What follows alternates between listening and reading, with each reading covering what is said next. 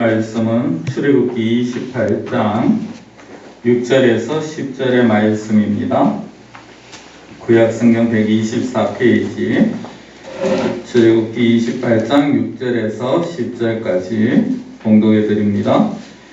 그들이 금실과 청색, 자색, 홍색 실과 가늘게 꼰 배실로 정교하게 짜서 에봇을 짓되 그것에 어깨바지 둘을 달아 그 두 끝을 이어지게 하고 에봇 위에 매는 띠는 에봇 짜는 법으로 금실과 청색, 자색, 홍색 실과 가늘게 꼰 배실로 에봇에 정교하게 붙여 짤지며 호마노 2개를 가져다가 그 위에 이스라엘 아들들의 이름을 새기되 그들의 나이대로 6 이름을 한 보석에 나머지 6 이름은 다른 보석에 새기라. 아멘. 28장 1절부터 사실 14절까지의 내용을 말씀을 드릴 것입니다.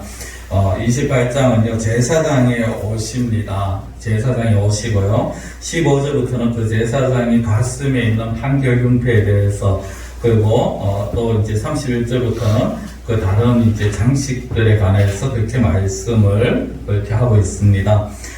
사실 옷이라는 것이 굉장히 많은 의미를 담고 있죠. 간혹 복음 등을 통해서 옛날 사람의 의복이 썩지 않고 발견되곤 하는데, 그것을 이제 의복을 연구하는 사람들에게는 굉장히 중요한 연구 자료가 된다고 합니다. 그것을 통해서 그 시대의 신분을, 그 사람의 신분도 알 수 있고 그 시대의 사회상도 알 수 있는 그러한 모습을 보여주기도 한다는 것이죠. 그런 의미에서 보면 제사장의 의복은 굉장히 중요한 의미를 가지고 있습니다. 왜냐하면 제사장이라는 직 자체가 굉장히 독특한 그런 자리입니다. 제사장이 하는 일중 가장 큰 일은 뭐니 해도 말 그대로 제사입니다. 그렇죠. 제사, 오늘날 예배입니다. 제사장이 드리는 제사는 하나님과 백성 사이를 중재하는 그런 일입니다. 제사장이라는 이 직분은 사실 제사를 통해서 하나님과 백성 사이에서 중재자의 일을 하는 사람이 바로 제사장입니다.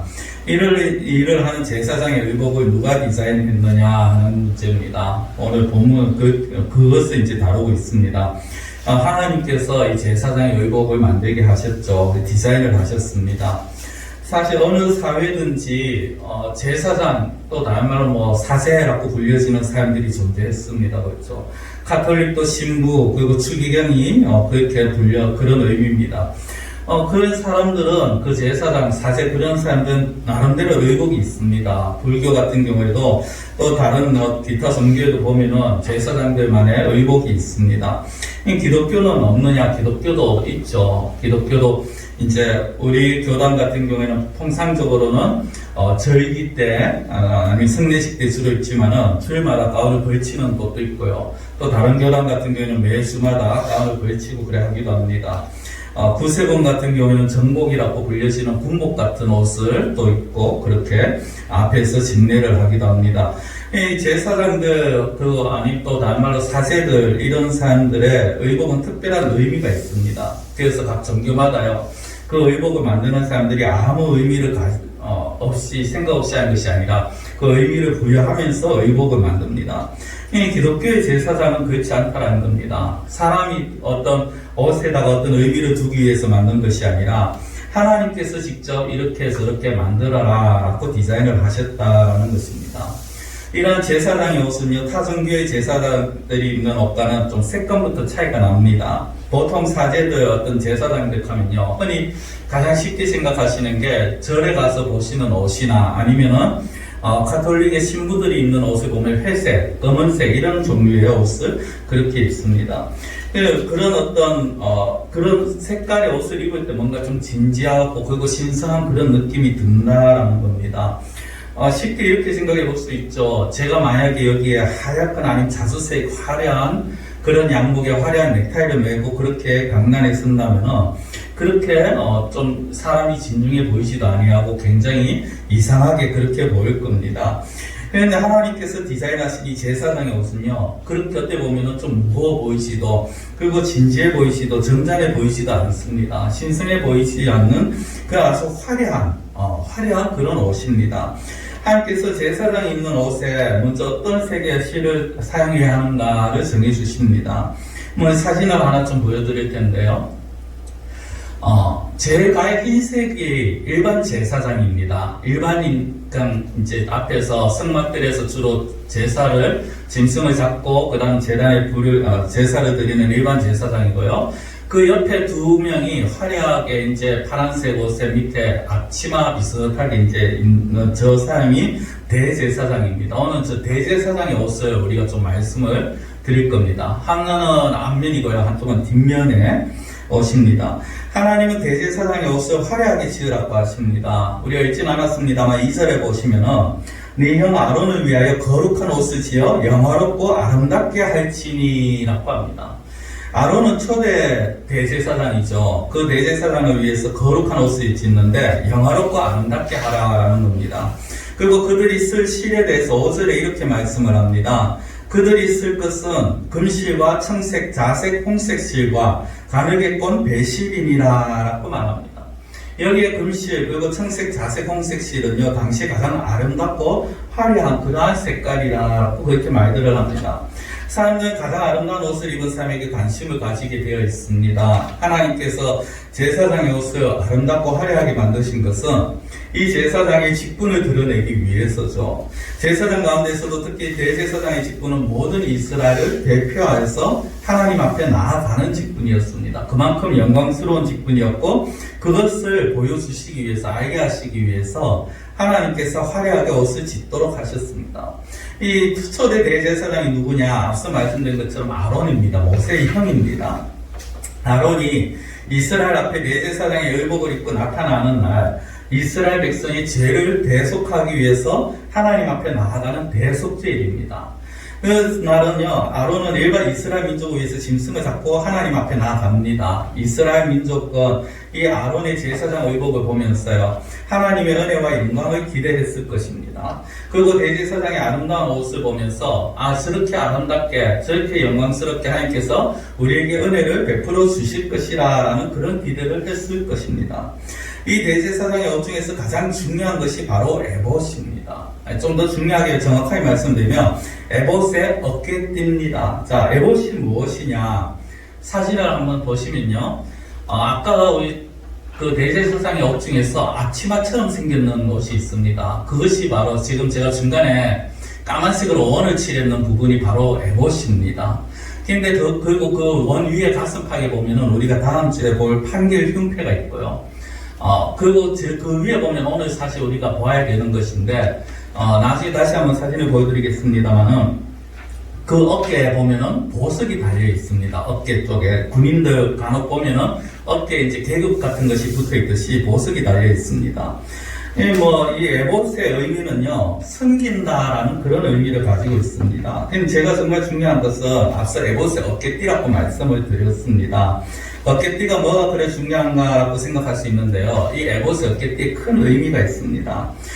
제가 오늘 본문에 읽어드렸습니다만은 7절 9절 제가 다시 한번 읽어드리면요. 7절부터 9절 이렇게 나옵니다. 그것에 어깨바지 둘을 달아 그 두 끝을 이어지게 하고 에봇 위에 매는 띠는 에봇 짜는 법으로 금실과 청색, 자색, 홍색 실과 가늘게 꼰 배실로 에봇에 정교하게 붙여 짤지며 호마노 2개를 가져다가 그 위에 이스라엘 아들들의 이름을 새기되라고 합니다. 그러니까 에봇의 어깨띠를 다는데 에봇과 동일한 방식으로 동일한 실을 취합니다. 청색, 자색, 홍색 실과 가늘게 꼰 배실은요, 성막의 문을 만들 때, 그리고 우리가 성소를 봤을 때 그 안에 휘상, 그리고 덮개를 봤을 때 제일 아래에 있는 그 덮개를 만들 때 사용하는 것들입니다. 여기에 금색실까지 갔으니까 화려함의 극치라고 사실은 당시에 실들로서는 화려함의 극치라고 할 수 있는 것입니다. 이것들을 정교하게 에봇에 붙입니다. 이 중요한 건 여기에 무엇을 붙이느냐? 보석을 붙입니다. 어깨끈 부분에 호마노라는 보석 2개를 답니다. 자, 사진을 다시 한번 보시면요. 너무 작아서 안 보이실 것 같아서 이 옆에 크게 확대를 해놓은 사진입니다.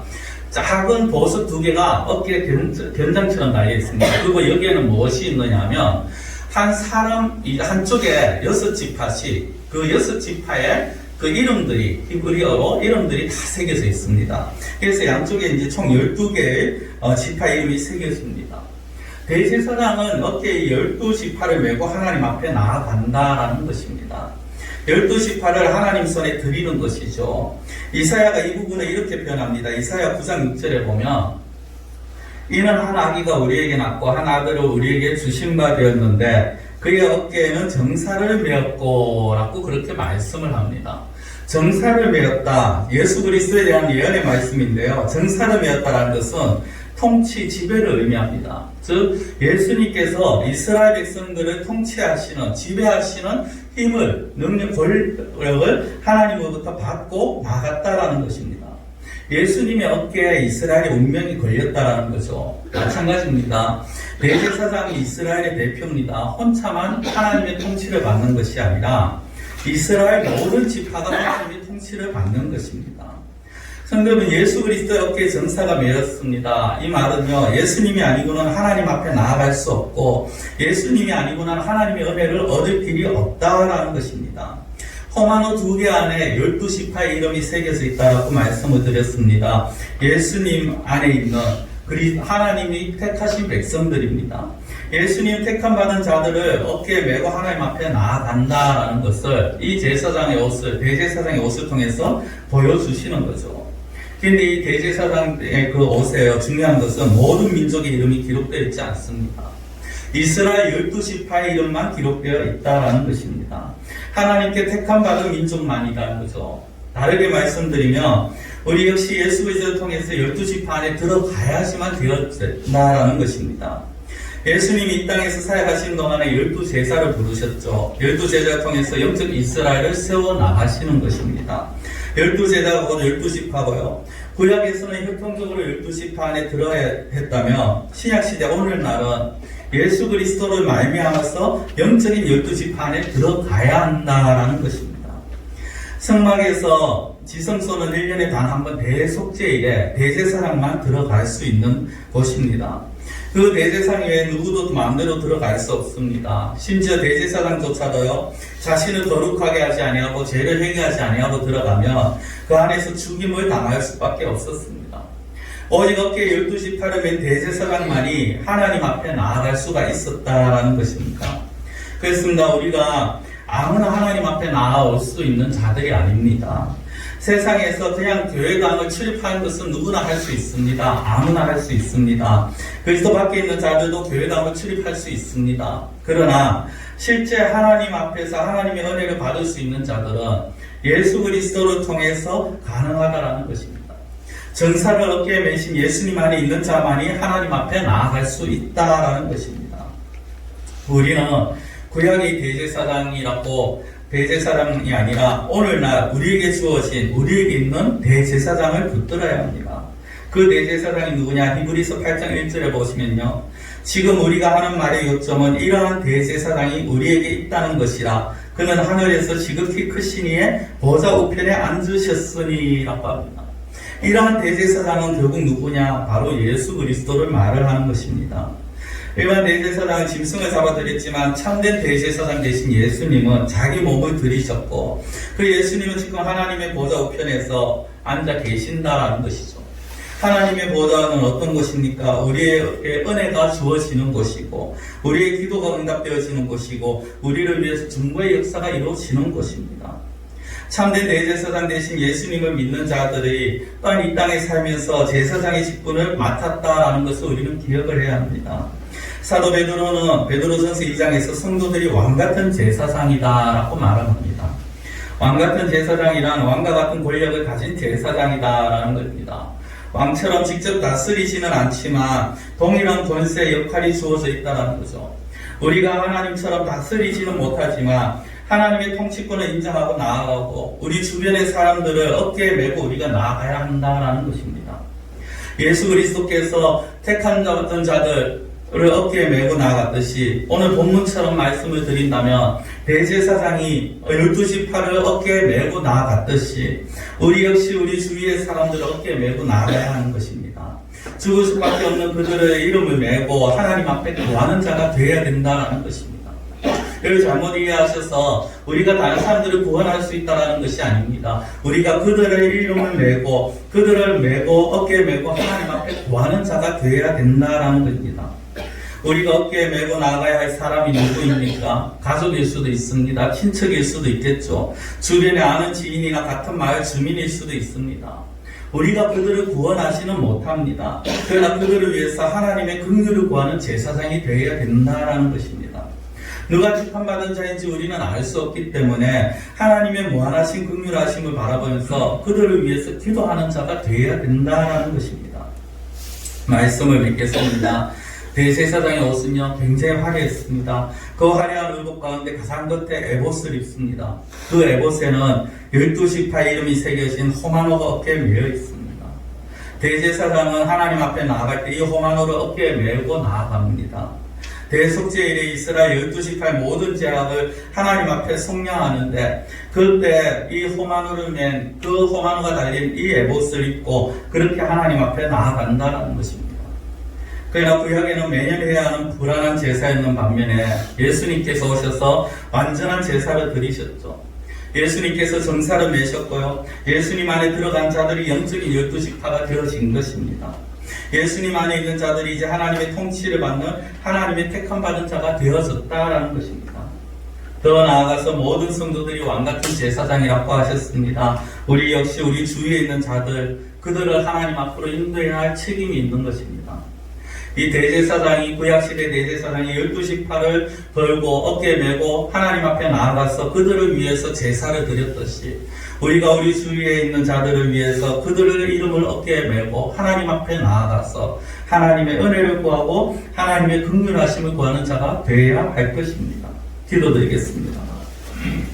사랑의 하나님 아버지, 구약의 대제사장은 12지파의 이름을 어깨에 메고 하나님 앞에 나아갔습니다.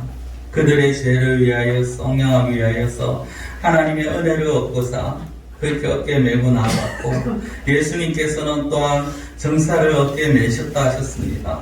예수님께서 그 대제사장의 직을 담당하셔서 모든 자들을 이끄시고 다스리시고 통치하실 예수님께서 그들을 메고 하나님 앞에 나아가셨습니다. 이제는 우리가 그 직을 감당해야 되는 줄 믿습니다. 예수 그리스도로 말미암아 구원함을 얻은 우리가 이제 왕같은 제사장이라 하였는데 하나님 우리가 정말 우리 주위에 아직도 하나님을 알지 못하는 자들을 위해서 그들의 이름을 메고 하나님 앞에 나아가서 구할 수 있는 엎드릴 수 있는 그러한 저희들의 믿음과 삶이 되게 하여 주시옵소서. 왕같은 제사장이라는 이름만 붙은 것이 아니라 우리가 정말 제사장의 역할을 잘 감당할 수 있는 우리 주위에 있는 자들을 위해서 그들을 위해서 기꺼이 기도하고 그들을 위한 긍휼을 구하는 그러한 저희들의 삶이 되어질 수 있도록 하나님께서 인도하여 주시옵시고 역사하여 주시옵소서. 간절히 원하고 예수님의 이름으로 기도드리옵나이다. 아멘.